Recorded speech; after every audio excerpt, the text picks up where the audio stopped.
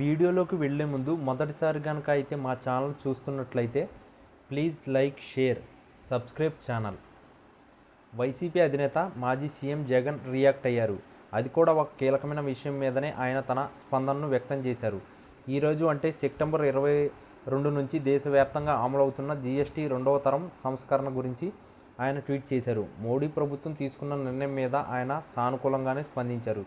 ఇది చాలా స్వాగతించదగిన నిర్ణయం అన్నారు. జీఎస్టీ పన్నుల తగ్గింపు అన్నది పేదలకు ఎంత మేలు చేస్తుందని జగన్ చెప్పుకొచ్చారు. అంతేకాదు మధ్యతరగతి వర్గాలకు కూడా దీనివల్ల ఉపయోగం ఉందని అన్నారు. ఇది ఒక విప్లవాత్మకమైన నిర్ణయం అన్నారు. అంతేకాకుండా పన్నులు సరళంగా, న్యాయబద్ధంగా ఉన్నాయని చెప్పారు.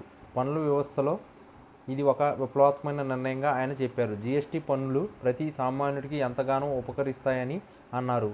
ప్రాథమికంగా అయితే కొన్ని ఫిర్యాదులు ఉండవచ్చు, కానీ ఇది ఒక ప్రక్రియ అని జగన్ అన్నారు.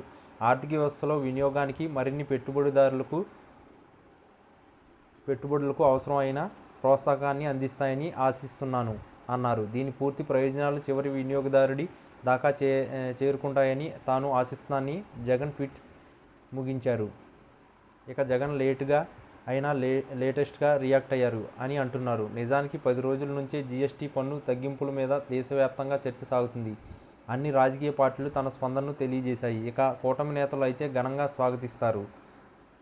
వైసీపీని ఈ విషయంలో విమర్శించారు కూడా. జీఎస్టీ గురించి అవగాహన ఉందా అని కూడా కామెంట్స్ వచ్చాయి. అయితే జగన్ జీఎస్టీ అమలు అయిన రోజునే తన రియాక్షన్ ఇచ్చారు. ప్రతిపక్షాలు జీఎస్టీ మీద స్వాగతం చెబుతూనే తమదైన విమర్శలు చేశాయి. కేంద్ర ప్రభుత్వం మీద కూడా వారు బాణాలు ఎక్కుపెట్టారు. కానీ జగన్ అలాంటి విమర్శ లేకుండా డైరెక్ట్గానే మోడీ డెసిషన్ గుడ్ అనేశారు. ఒక విధంగా జై కొట్టేశారు. ఈ విషయంలో ఎలాంటి సంభాషణలకు ఆయన పోదలుచుకోలేదు అంటున్నారు. ఒక మంచి నిర్ణయం, ప్రజలకు, పేదలకు ఇందులో న్యాయం జరిగింది కాబట్టి వెల్కమ్ చెప్పారని అంటున్నారు. అలా మోడీ సర్కార్ ఎంత ప్రతిష్టాత్మకంగా భావిస్తున్న జీఎస్టీ సంస్కరణలకు ఏపీలో ఎన్డీఏ పక్షాలతో పాటు వైసీపీ కూడా ఆహ్వానించినట్లు అయిందని అంటున్నారు.